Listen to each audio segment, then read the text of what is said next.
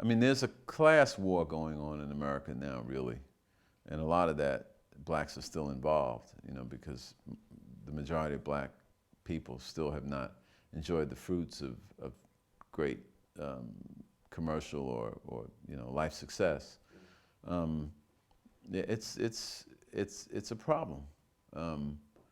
It's not as much of a problem as it was 30 years ago, but it's still a problem. And every once in a while, it erupts in a way that is very embarrassing for us as Americans. And well, in Ferguson, you know, you had a community of working class and lower class blacks who were dominated by a community that was once white and run by a police force that does not see itself as part of that community. And now I'm not judging the Ferguson police, but I think that America's idea of policing in community with cops who have vests and guns, and it's wrong. Now, that's not all the cops' fault, though, because we've allowed our society, you know, we have guns everywhere.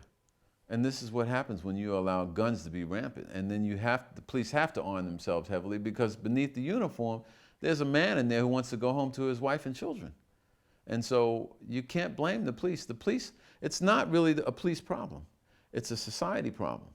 You put all these poor people in a place, and then you tell the police to take care of it. Because America's history of glorifying violence, you know, when you glorify violence and then it comes back to bite you, you have to just look yourself in the mirror and say, what am I doing wrong?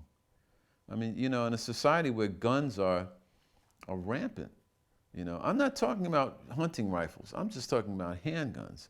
I have no objection to a man who wants to hunt a deer or a wild boar, whatever he wants to shoot. But the fact is, you know, if I'm lost, I just went through this. I was in Tennessee and I got lost. I had this GPS thing when I was supposed to go to Johnson City, and I couldn't, and I found myself way in the mountains. It was 11 o'clock and I was running out of gas. And I said, well, there's no way I'm going to stop this car and knock on anybody's door out here.